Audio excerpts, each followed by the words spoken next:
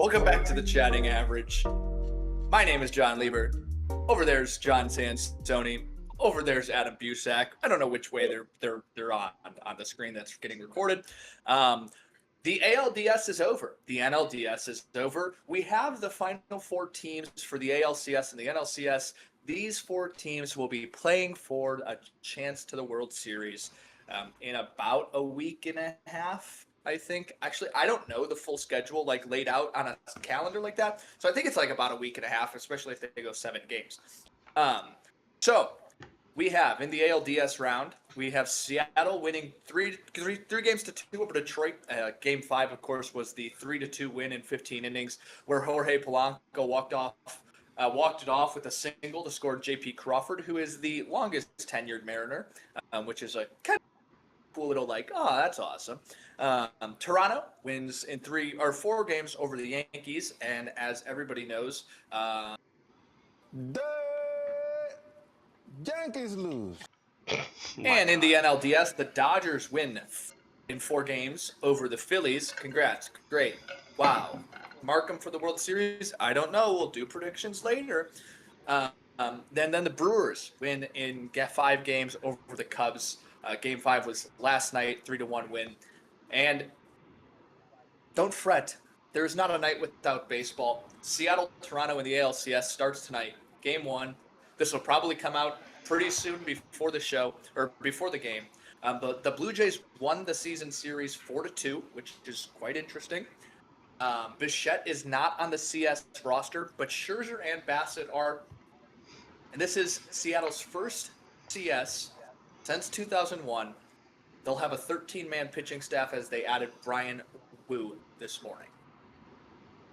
What are your guys' thoughts? I'm sure we want to talk a little bit about the 15-inning win and then into the ALCS and our predictions there. Yeah, I mean, I guess we can start with the 15-inning win, which I guess I should say transparently, did not watch all of live. Were either of you gentlemen around to watch this entire baseball game? Got about the 10th inning and then the top of the 14th through the end of the game. I saw, I think, about the 5th inning on, so even that, not all of it. What a great man! I think John Sansoni watched 15 innings or 10 innings without a run scored. So it was a lot.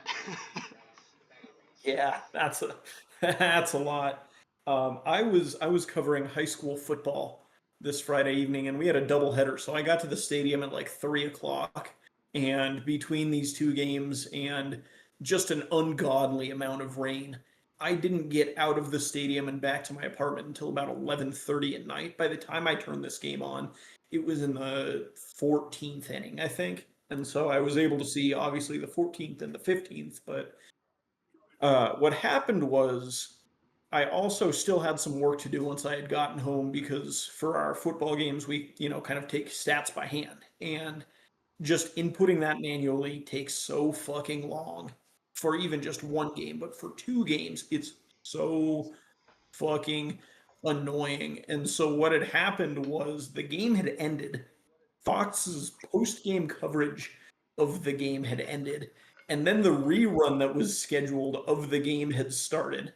And obviously there were some skips. They had to jump over a couple innings or whatever to fit their normal time constraints, whatever. So basically from the 5th inning on, I watched this entire game over again. And by the time I finished my work at 1:30 a.m., it was the 12th inning, basically right where I left off. So in the aggregate, I've watched this entire game, and I've come to the conclusion that I think this is one of the best baseball games of this decade, if not the 2000s so far. Yeah, I'm pretty much on the same boat here. This was a game that I basically watched the length of the replay, but in real time. And for teams that I do not have a personal stake in, this might have been the best baseball game I've watched on TV. Point blank, period. Just insane pitching, which I feel like I like good pitching more than I like good hitting. So I like watching these games where it's a big old duel between them. And you're seeing faces and names fly around that you aren't expecting. Luis Castillo was the last pitcher that the Seattle Mariners used. And he started a game earlier that series. This was a game where it was a team win by all accounts, and Seattle has built up so much momentum through a game in which there were two stretches, because it was the 7th and the 14th. They had two different salmon runs, and it went through 15 innings. I think you're right. Like watching a pitching performance like that is awesome. Mostly because it's like not only did like George Kirby have a good day, Matt Brash out of the pen had a good day, Logan Gilbert, Eduard Bizzardo, and Luis Castillo all looked good. But it's like managing that bullpen from the dugout in 15 innings is just kind of awesome to be like, I see what we're doing here. I see what they're trying to do. On the other side of the DS, though, is obviously Toronto wins in 4 games over the Yankees. The Yankees fall short again. Maybe changes are coming. Hopefully, I'd hope for Yankees fans' sake. But that sets up Seattle and Toronto. Like I said, game 1 is tonight. I'd like to hear your guys' predictions, not only for the CS game 1, but for the whole series. I will jump in, and I can take this one first because I haven't gone first in a while. I said kind of before the year or before the postseason that whoever won out of the American League, Yankees notwithstanding, would be the team that I rooted for in the World Series. And now we have the last 2 AL teams, and it's the 2 most fun AL teams. And I'm really excited by that. I really like Toronto's pitching staff. There's a lot of young hurlers in there. They have a lot of non-traditional bodies around their offense, which I think is super, super cool. Players like Vladdy, players like Alejandro Kirk, who I think just really speak to a different brand of baseball than what you're kind of seeing league-wide. I think it's always fun to have teams like that that are relevant this deep into the postseason. Also, I think an important narrative is that Vladdy just got his big contract extension with Toronto, right? And I think it would mean a lot for the city for somebody that's just locked themselves down in the city for so long to make a World Series run this early into their career. That being said, as much as I like this Toronto team, and there's a lot to like about this Toronto team, I like this Seattle team even more. This is one of the most fun teams I've ever watched. I love their pitching staff. I love all of their starters. I love all of their relievers. They've got so many high IQ guys around the base paths. Julio Rodriguez is a phenomenal player. Josh Naylor is one of my favorite players in the game, a big dude that steals bases because he outsmarts people instead of athleticing them. Very impressive. Very impressive. And of course, you got to factor in. You mentioned already, H. You mentioned the salmon run, the second salmon run. We got some humpy magic going on, dude. We got some humpy magic going on right now. I'm rocking with the Mariners in this series. I think they win it in 7. And I think they win the World Series after that, too. John. Yeah, both teams deserve to be here. Let's not get this confused. Whoever wins this is a moral victory for us in Major League Baseball because the Yankees are not involved. What? Who said that? But largely, I gotta look at what's right in front of me. And what's right in front of me right now is that all of this momentum is coming from Seattle. Toronto has a lot of positive movement behind them.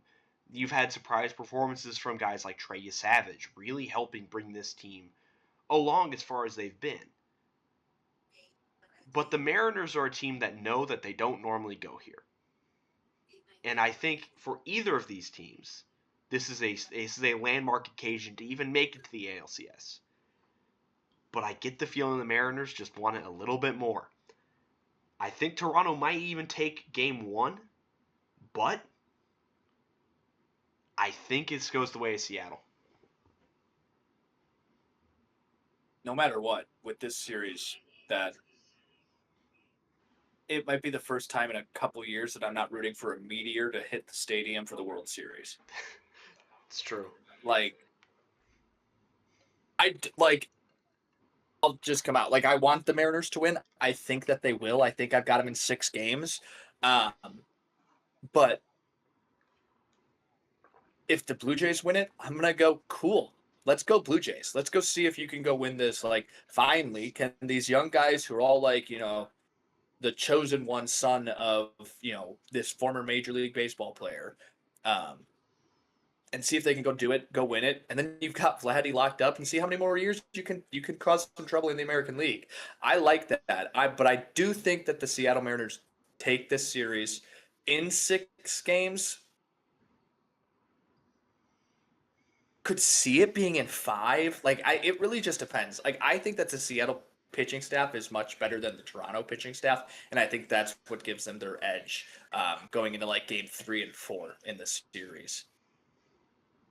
The NLCS starts tomorrow night between the Dodgers and the Brewers. The Brewers actually won all 6 games against the Dodgers this season, which I think is really interesting.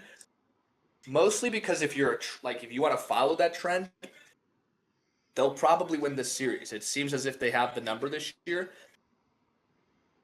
Or you go against and you say the Dodgers are due. It's also the playoffs. So the Dodgers are due because they're the Dodgers and they're supposed to somehow make it to the World Series every year. The NLDS win for the Brewers was the first postseason win series win since 2018, which we talked about pre-show that they've only missed the playoffs once since that time, which is kind of crazy. Adam, your thoughts? Greg Council, regular season merchant. Exactly. Adam, your thoughts on the NLCS? The Dodgers, to sum it up briefly, because I know I went long in the American League, the Dodgers, I think, tempted the baseball gods by treating the regular season like it was spring training and not taking those games seriously. And I think the baseball gods don't like being tempted with their comeuppances due. And I think this Brewers team is quite possibly the team that can deliver that to them. I'm rocking with the Brewers here on vibes. I'll take them in 6. I would love to see the Dodgers not make it out of this round. This is... What was it you said, John? The Dodgers are due because they're the Dodgers and they're supposed to be in the playoffs or something like that? They're supposed to be in the World Series. They're supposed to be in the World Series? They're the Dodgers. They pay for it. I don't... This was supposed to be the greatest regular season team ever. Right. And that's the thing is, as much as I dislike this strategy, and as much as I think it is poor for the state of baseball, this is a team that's built for long postseason games. It's a team that's built with offense in mind. I think the Dodgers take this one. I think it goes long. I think it goes 6 games. But I have a very hard time thinking with my heart and picking the Brewers versus thinking with my head and picking the Dodgers. I think that this is going to be the very fun series. I think that the CS run on both sides is going to be very fun to watch, and it's going to be hard to pick which game you're going to watch when they're playing on the same night. I do think that the Dodgers have a very good pitching staff and a first front 4 on their pitching staff to get them some pretty deep starting performances in an NLCS round. However, I think that the Brewers pitching staff has been good enough to rival, and if not just rival, keep them in the game for 4 games or 7 games, whatever it goes to. And I think that may be I think that a Brewers series win is on the backs of what their starting pitching and their bullpen can do to keep them in games against this offense when the Dodgers pitching staff is going to keep you low on runs. I think that the Brewers take the series. Adam, you mentioned it at some point. The Bob Uecker magic is here. Pat Murphy wrote a letter saying he was Bob Uecker, I think. Yeah, that was weird, and we didn't talk about that enough. That was really, really fucking weird. Bob Uecker possessed the body of Pat Murphy, left a pancake in his pocket, and wrote a letter. And I think that the Brewers get it done, and they go to the World Series, which is very fun because Brewers, whoever, is fun. Like I said, who cares on the ALCS side? Like, I want Seattle to win, but whoever makes it is going to be a fun World Series. Brewers take it in 7 games, and I think it goes extra innings in that 7th game. William Contreras with the walk-off. Maybe. I know we've mentioned this before. We didn't mention it specifically on this episode. I think it is important to remind people that this Dodgers bullpen is stinky poo-poo really, really bad. Yep. Stinky They have to. poo-poo bad. The Dodgers They have to get 6 innings deep, basically, They have to. with their And starters. they have the starters to get 6 innings deep. Yeah. But if they don't, Yeah, And- exactly. That's where I think the Brewers might steal a game. I mean, we saw it in the. No, they didn't put up a ton of runs. The Blue Jays did, but like the Brewers, if they put up 4, 5, 6 runs, 4 or 5, honestly, in the playoffs, you're gonna get rid of that starting pitcher. Like, if you can do that in the first 3 or 4 innings, like, that's where you can take advantage of the Dodgers bullpen. It is not the bullpen of 2020 or of around the last couple of years that they've been in the playoffs. I think it's going to be really interesting to see if the Dodgers get taken advantage of on that. And you have to make sure that your offense is there. If this is a Dodgers team, this Dodgers team cannot get locked in the pitching battle unless you're on your 4 or 5 starter from Milwaukee. Ohtani had a pretty bad series against the Phillies At the plate. as a hitter at the plate. Yeah. Tommy Edman is dealing with an ankle injury that could affect his swing. You really have to make sure that the guys you expect to contribute are actually hitting their stride. Otherwise, my prediction could start to look a little bad. So, And that's what John, you matters. have Seattle Dodgers, right? Seattle, Los Angeles. Yes.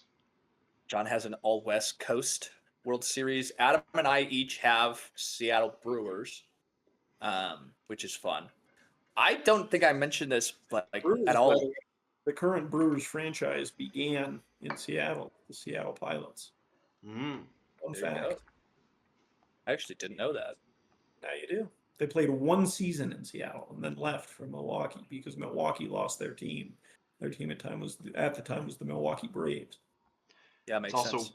It's also why the Mariners have a blue and yellow alternate. Correct. Yes. Oh, interesting. Anyway, Anyway, I think it's interesting that the CS round for both leagues does include a significant amount of travel. Seattle to Toronto is not close, and neither is Milwaukee to LA. And I think that'll be interesting. It's not like we're watching. you got to go through border security for that series. It's true. Serious. It's true. Maybe Josh Naylor doesn't have a passport. You could convince me of it. You could convince me too. Might be the first time Josh Naylor has ever left the country. But that's it. We've got our World Series predictions. We're on a quick show today, but mostly just because there's literally 4 teams left. We don't have much to talk about other than these 4 teams.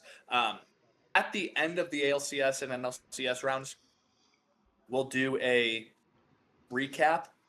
I think that the only way that we'll do a second show in between there is if the NLCS goes 4 games and the ALCS goes 7 games. I think we could probably throw one in there just to if we get a sweep, I think we should cover it and then come back. But you'll see it. You'll see when our episodes come out. We'll make an announcement on Twitter, which you can follow us on the Chatting AVG. Yeah, we did the Immaculate Grid pre-show because we kind of forgot we were doing a show and just kind of kept going because it's an easy grid. We got a low score today, 6. The columns were the Twins, Phillies, and San Francisco Giants. The rows were the 300-plus home runs in a career, played second base, and played center field. Left to right, top to bottom, Torrey Hunter, Carlos Santana, Andrew McCutchen, Jonah Bride, J.P. Crawford, Jason Bosler, Robbie Grossman, Adam Hasley, and Lewis Brinson for a rarity score of 6. John, Adam, anything you'd like to say before we send this one back to the studio? Baseball is the only sport going on right now. That's No? profound. That's profound. Let him speak on it. When Josh Naylor was a prospect in Single A in the Miami Marlins organization back in 2015, he was once suspended by the Miami Marlins for stabbing a teammate. Was it Bo Naylor? It was not Bo Naylor. Bo Naylor was not his teammate at the time. It was a gentleman by the name of Blaze Alexander. Oh, Hey, that guy's from where I'm from. I believe it was him. You know what? I'm going to fact check that. I don't want to get that wrong. On the chatting average, we have live fact checking because we care about misinformation. With that being said, the White Sox are in the World Series. That's not true. The Stone live Garrett. fact check. Excuse me. The gentleman's name was Stone Garrett. I got Oh, the wrong yeah, Arizona prospect. Wrong Arizona. just prospect. retired. Just retired. That is- Happy retirement, Stone Garrett. Yeah, Happy because of the retirement. stabbing. I don't think that was 10 years ago. I think it was because of the Washington Nationals. The chatting average is fact checking everything in these last 5 minutes. You can follow us on Twitter, like I said, the Chatting AVG. Podcasts, anywhere you get them. If you get them on Apple Music or Amazon Podcasts, it's 2025. Get right with your life and get Spotify. You can also watch us on YouTube. If you've got us on Spotify, download the podcast and rate it. I don't know what you do on any of the other apps, so whatever they tell you to do there, do that. Give us money. Maybe, Donate to the chatting average. Mail a check to the chatting average. The postman will know what to do with it. yeah, just write to chatting average. It'll get to one of us. Yep. Probably It's like saying John. It's like, oh, Yeah. what? Oh, thank you. Yeah. Thank you. When you look up the chatting average on ChatGPT, it says John Sansoni hosts it. So. You had to prompt it like 3 times to get it to do that. Just We'll like have every GPT response.